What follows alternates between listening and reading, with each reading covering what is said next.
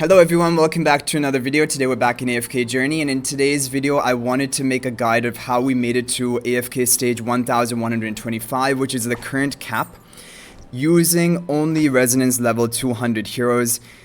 If you want to push to the final stages, it can be done even before this. There's some people on my server or in my guild who pushed before even hitting resonance level 200, around 190 to 200, and they were able to do it, but I wasn't able to do it that well. So what I did was I waited until I hit resonance level 200, because the level 4 ability on all of your heroes is going to unlock as soon as you get to level 191.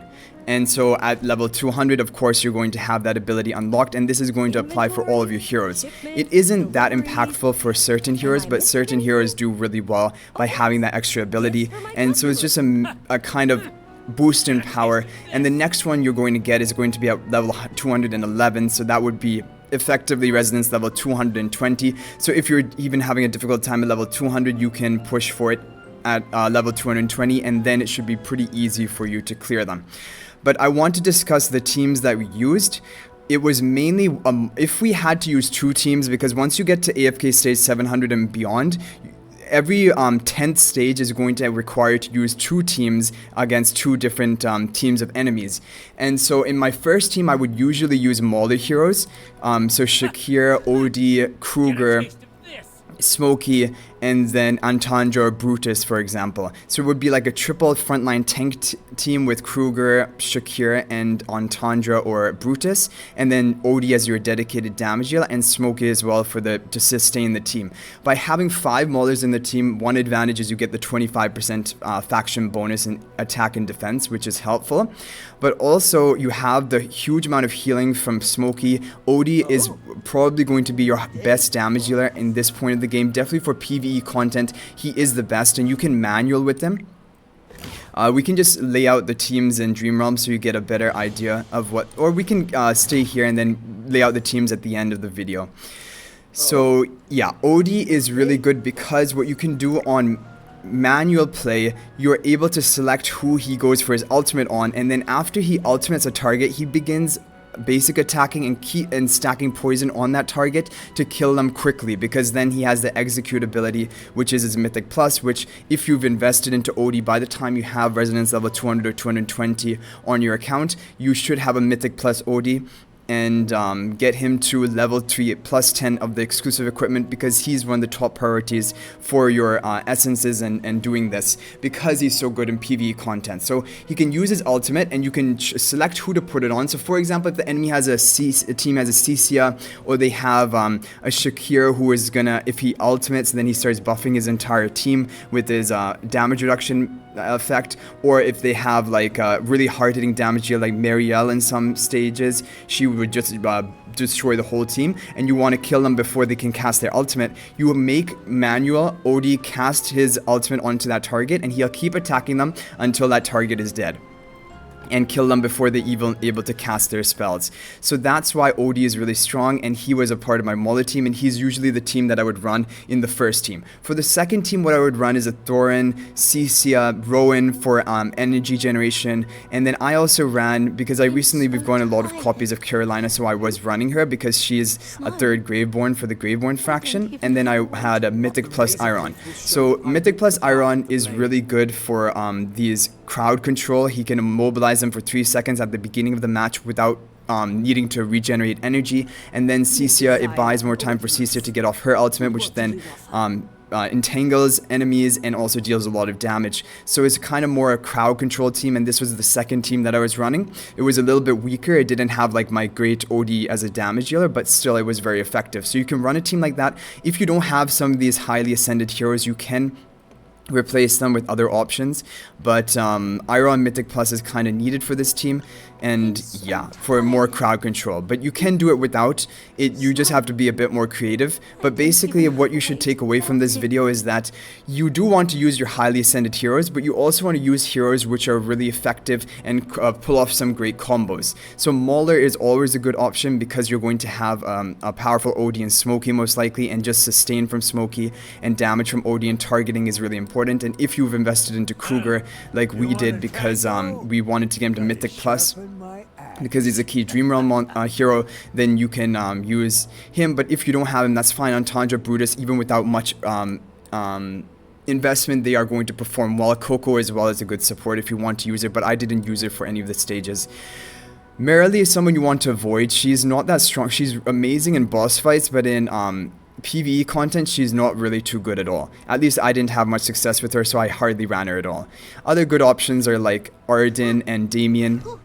Especially if you have them at Mythic Plus, they become really strong. But yeah, in a crowd control type team, Damien and Arden are really good options. So those are basically the heroes you want to select from.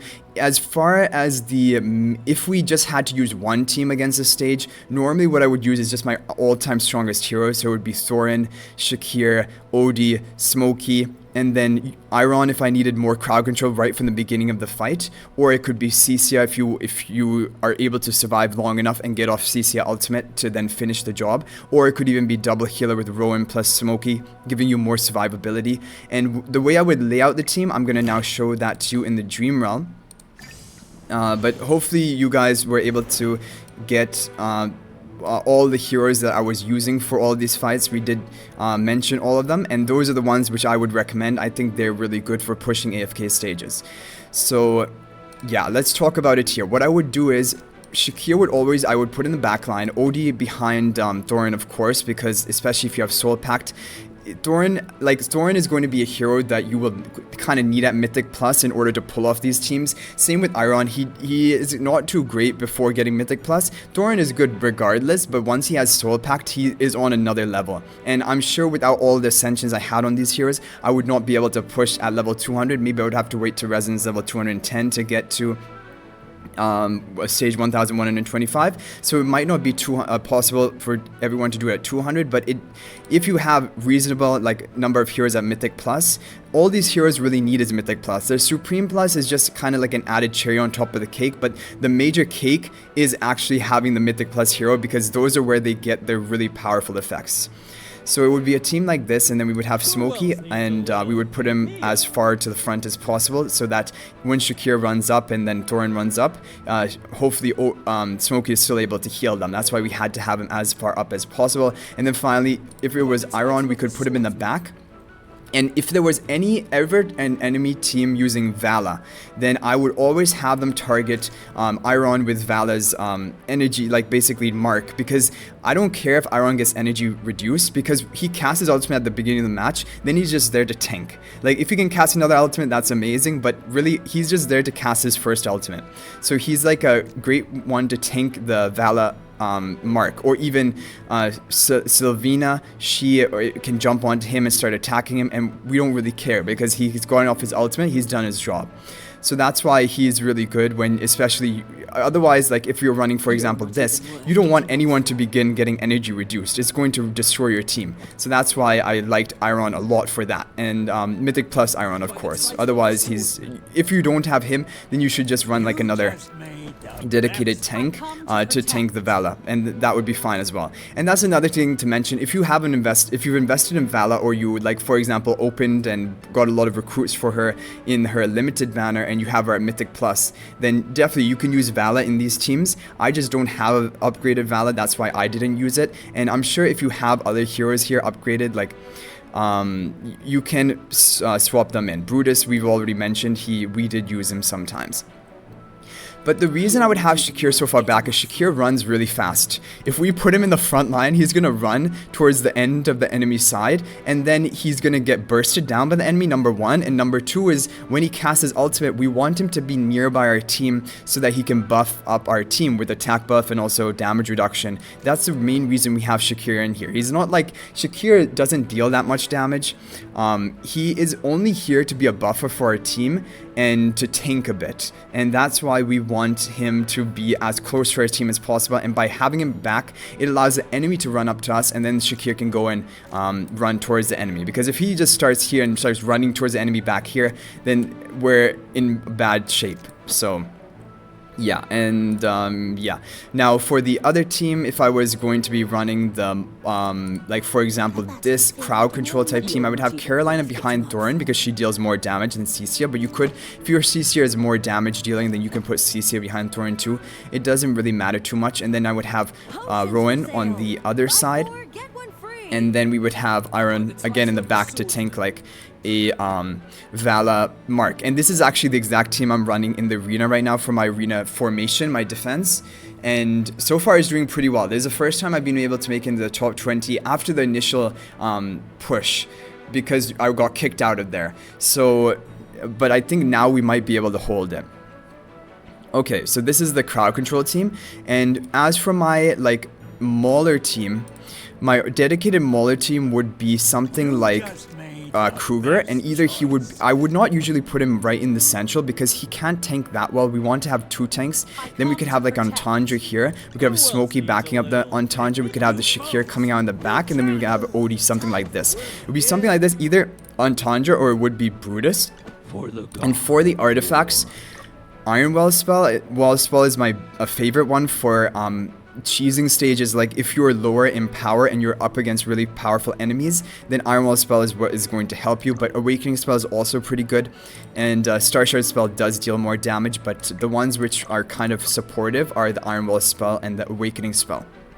So this is my Mauler team. So hopefully this gave you guys a good idea of what to shoot for, what teams you can try to run in order to get to AFK stage 1125. And now I'm going to briefly talk about my progress. So it isn't so important to push to 1125. Like we mentioned, the difference between your rewards in terms of hero dust, which is the key resource you're missing out on or you're limited by, it isn't that much. Like even when we were at stage 1000, for example, we were only gaining maybe 60 to 70 less dust than we're currently gaining now at the maximum stage. And compared to the amount you're getting for the whole day, it isn't that much in the grand scheme of things. So don't feel too pressured to push. And this is also why I didn't like hardcore try to push. I could have maybe even done it at level 190 yesterday or the day before, but I just felt like it was going to be too much effort and not really worth the return. But at 200, because we got the new abilities unlocked on all the heroes, I was like, now is the time that I'm going to go for the push. And it wasn't too difficult. It was not like I didn't have to repeat the stages many times. And we managed to go rank 11, or the 11th person to get to this 1125 in the server. All the other people are very strong, so I'm very happy with that.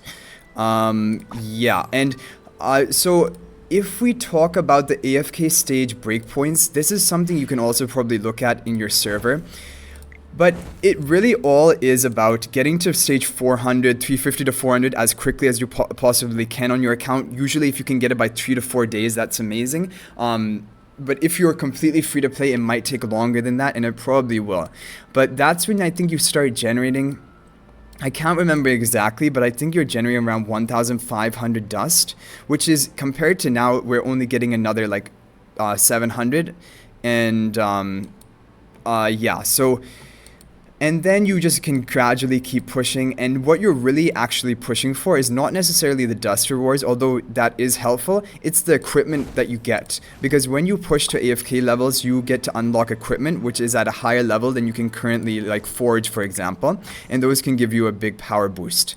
So, but the thing I like about this game a lot, and I was really happy to see it, is when we got to AFK 400 stage or something, I started just not really caring as much about pushing hardcore. In a lot of games, or a lot of these AFK games, each 50 stages gives you like a huge amount of bonus dust that you're going to be generating. So then you always feel like this need and this compulsion to keep pushing and pushing, otherwise you're going to be far behind everyone else. But even, for example, people who have made it to 1125, maybe even 5 days before me, they're only getting like an extra 30 per day or 50 per day times 5, 150 dust, which is nothing. Like that's just one attack in the hero trial or the Primal Lord. So that's a really good thing, and don't feel basically discouraged if you can't get here, but it's just kind of like a milestone you want to hit on your account, and that's why I pushed for it today.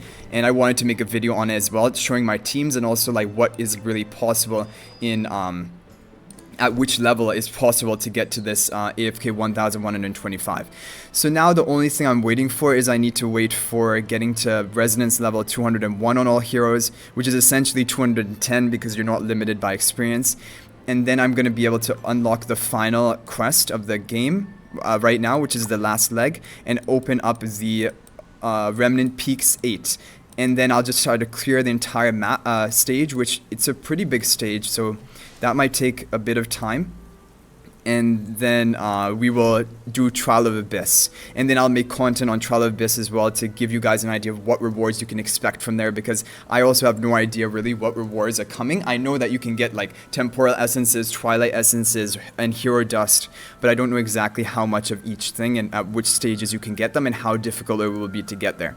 So that's why I want to make a video on that. So you can look forward to that. If you guys are new to the channel, be sure to subscribe because we upload daily AFK journey content with guides to help you progress faster and also just make good use of your resources and learn from the mistakes which I've made, because even right now I'm still kicking myself for the fact that Shakir, for my Mauler team, definitely having him at plus 10 is a little bit helpful, but still it's not that helpful because his attack buff is not what is allowing you to cheese these stages. It's his defense reduction that he provides for everyone. Yeah, this 25% reduced damage taken. That is what, and that's, you don't need his mythic, even his mythic plus for that. But his mythic plus is important for getting the energy faster, and level 2 is good, but level 3 it was a waste. But anyway, slowly but surely we're getting Merrily up to plus 10. She's just 25 temporal essences away. Today what I'm going to try to do, and I should definitely be able to do it, is do a Legend Trial Tower of Nature, get to 70, clear 75 so we can get those 10 temporal essences. Then tomorrow the Graveborn Tower of Eternity will be opening up, and we will try to get again to 75, maybe even 80 for the dust. Honestly, maybe even 80 for Tower of Nature dust. You always want to try to get to 80 if you can, because that dust can help you in the future. But Tower of Eternity, definitely going to try to get that temporal essence so that we will be able to get Merrily to plus 10 as quickly as possible. And then what we will be doing is just saving all our title and temporal essences for Corrin, and we will, as soon as he's at Mythic Plus, which he's getting there. Like, it's still going to take a while, but only 14 left, and we're buying him from the Emporium, the Dream Realm shop, every time we can. So he will be Mythic Plus probably like maybe in a couple of weeks time, maybe even in 10 days or less. And that will be good because he's a key Dream Realm damage dealer hero, especially with his Mythic Plus upgrade. So then we'll get him to try to save up so that we can get him to plus 10 as well. And then I don't know what I'm going to do. Like, I thought for sure I would be getting Odie to plus 15, then Merrily to plus 15. But now that I'm a little bit thinking about Arena, I'm considering actually getting my Arena heroes to plus 10, but the thing is, so many heroes need plus 10, and I shouldn't get too hasty into investing into Arena heroes, because in the long run, your Arena heroes are not going to allow you to earn more temporal essences. They allow you to earn more Twilight essences, but only by like one per week. Because, like, for example, in Champion Top 100, if we look at the Arena rankings, and I'm sorry if this video is going off, you guys could have left the video early if it was only about the AFK stage, but sometimes I just like to keep discussing what is on my mind and things like that. So yeah, so if we look at the weekly rewards here, in the top 20 you get the weekly rewards of 5 of the Twilight Essences, and in top 100 you get 4 Twilight Essences, and in top 5 you get 6 Twilight Essences. So really, 1 extra essence per week just to be investing in your Arena team, that probably is not worth it. Like, the temporal essence you get from the Dream Realm is much more important, so even if you have like a 1 or 2 extra days where you can get to a higher division and get 1 extra temporal essence, it's probably better to be doing that. Because also the Twilight Essences, these are really late game PvP oriented things, and in reality, like, you need to be like realistic. You need to check the level of your account, and for me, getting into top 5 champion is never really going to be possible, ever. Like, unless everyone quits the game, because the people who are in the top 5, they are going to be spending more. They've already spent more than you, and they will continue to spend more than you. So realistically, finishing top 5 is not possible. So you have to kind of not even consider that as an option. Then you have to think about top 20. Even right now, without much investment into my PvP heroes, I think it will be possible for me to finish top 20. Especially like on the final day of the week, if we save our attacks for right before reset and use them and just push our way in here, that would be good. And even if we get top 100, you're only missing out 1 Twilight Essence. Really is a limited thing, and who really cares about that, honestly? Like 1 Twilight Essence, that does not make the difference. So I think that even though I'm very tempted to invest into Arena, the main reason I am is because we got a lot of Carolina copies. We have the Supreme plus Iron. So I'm like, let's just optimize this team and just dominate the Arena. But right now is not the right time yet. I don't think until you have plus 10 Mythic plus Corrin, plus 15 OD, plus 15 Merrily, only then do you consider going into PvP heroes. And even then, you might want to consider going for Twilight Essence and further upgrading like OD or Merrily just for stats, because in the end game, when you're going to be competing with other people for the top 10 in the Dream Realm, it's going to just come down to how much power do you have on your Merrily, how much power do you have on your OD, how much power do you have on your Corrin. Because everyone's going to have Mythic Plus on everyone, everyone's going to have plus 10 at least usually on everyone, maybe everyone will not take it to plus 15. And so if you have that advantage of taking your heroes to plus 15, that is going to be good for you. Oh man. Whenever I think about this, I still regret the Shakir. I'm really regretting the Shakir because I'm like, those 75 temporal essences could be so nice, but anyway, it's fine, it's done. It's done now, and hopefully sometime in the future we will be able to make use of this Shakir at plus 10, but I do regret that. That's my biggest regret. On my account so far and all the things I've done, that's the biggest regret I have. And it's not like he's even a bad hero to have a plus 10, but there's just so many heroes you want a plus 10, and you have such limited of the essences that you need to be so careful with who you give them to. But anyway, guys, I hope you enjoyed the video. Thank you for watching. That's going to be it for this one. If you're new to the channel, as I said, please subscribe for more content and let me know in the comment section any other videos you would like to see in the future. But I hope you guys enjoyed this video. Thank you for watching. Good luck on your AFK journey progress, and let me know which stage you're at of AFK and what teams you're using to push in the comment section. But thank you for watching, and until the next one, everyone, peace out for now, and see you in the next video.